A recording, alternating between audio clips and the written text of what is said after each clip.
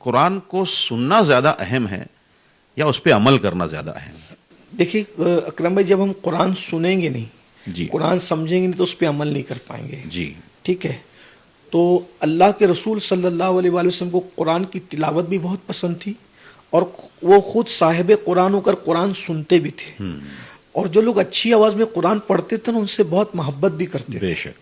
ایک مرتبہ کا واقعہ ہے کہ اللہ کے رسول صلی اللہ علیہ وآلہ وسلم ام المومنین سیدہ عائشہ صدیقہ کا گھر میں انتظار کر رہے تھے. جی.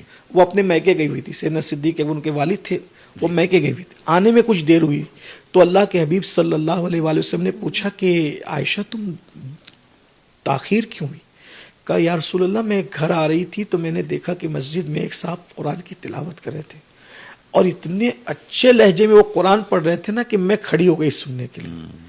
یا رسول اللہ، اگر آپ چاہیں تو آپ بھی چلیں، وہ بہت اچھا پڑھ رہے ہیں. تو اللہ کے رسول علیہ السلام خود وہاں تشریف لے گئے اور انہوں نے قرآن سنا اور بہت اچھا پڑھ رہے تھے. آقا علیہ السلام گھر میں آئے تو کہا کہ یہ جو قرآن پڑھ رہے ہیں نا، یہ سالم تھا. اچھا. ہاں، وہ صحابی کا نام لیا، یہ سالم تھا. کتنا اچھا قرآن پڑھ رہا تھا. اور پھر اچھا قرآن پڑھنے والے پر جو حضور علیہ السلام نے بات کی ہے، قربان جانے کو جی چاہتا ہے. حضور علیہ السلام نے ہاتھ اٹھائے کہ اللہ تیرا شکر ہے کہ تو نے میری امت میں ایسے لوگ پیدا فرمائے جو اتنا اچھا قرآن پڑھتے ہیں. قرآن کی ایک آیت پڑھنے کے بارے میں اللہ کے رسول علیہ السلام فرماتے ہیں، جو قرآن کی صرف ایک آیت پڑھے، اللہ تبارک و تعالیٰ اس کو پہاڑ سونے کا صدقہ کرنے کا ثواب عطا فرماتا ہے. جو قرآن سنے گا اللہ اس پہ رحم کرتا ہے اور اللہ اس کی بلاؤں کو دور فرماتا ہے. تو قرآن پڑھنا بھی چاہیے اور قرآن سننا بھی چاہیے. جب ہم پڑھیں گے اور سنیں گے تو پھر عمل کا جذبہ پیدا ہوگا. رہی بات تراویح میں جو قرآن کا معاملہ ہے، آج کل یہ ہو گیا کہ جلدی کہاں ختم ہوتی ہے، یہ چیز تھوڑا سا تشویشناک ہے.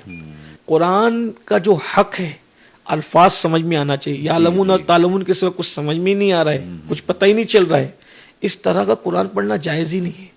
اللہ پاک ارشاد فرماتا ہے وَرَتِّلِ الْقُرْآنَ تَرْتِیلًا، قرآن کو ٹھہر ٹھہر کر پڑھو، اطمینان سے پڑھو. تو عمل کا تعلق اسی سے ہے. ہمیں قرآن کی تلاوت کا حکم بھی دیا گیا، قرآن سننے کا حکم بھی دیا گیا، اور عمل کا بھی. پہلا درجہ پڑھنا، سننا اور عمل کرنا. تو دوسری بات تو یہ بھی حضرت کہ بہت سارے لوگ میں نے ایسے بھی دیکھے جن کو پورا قرآن حفظ ہے، اس کا ترجمہ، ان کو ٹرانسلیشن نہیں پتا، اس کے میننگ ہی نہیں پتا ہے کہ کیا کہا جا رہا ہے ایکچوئل میں. جی ہاں، تو اس کے بارے میں آپ کیا کہنا یہ علم کی کمی اور نادانی ہے. قرآن کو سمجھ کر پڑھنے کا حکم دیا گیا. جی جی جی. جب آپ قرآن سمجھ کر پڑھتے ہیں، دیکھیے جب آپ عربوں میں دیکھیں گے، اہل عرب جب قرآن پڑھتے ہیں تو قرآن پڑھتے ہوئے روتے ہیں. وجہ کہ ان کو سمجھ میں آ رہا ہے کہ وہ پڑھ کیا رہے ہیں. لیکن ہمارے ہاں جو قرآن سمجھتے نہیں ہیں، تو کبھی کبھی ایسا ہوتا ہے کہ وہ آیت عذاب کو اس طرح پڑھ رہے ہوتے ہیں کہ ان کو سمجھ میں نہیں آتا کہ میں آیت عذاب پڑھ رہا ہوں یا آیت بشارت پڑھ رہا ہوں. تو اس لیے قرآن مقدس کا حق یہ کہ اس کو سمجھ کر پڑھا جائے.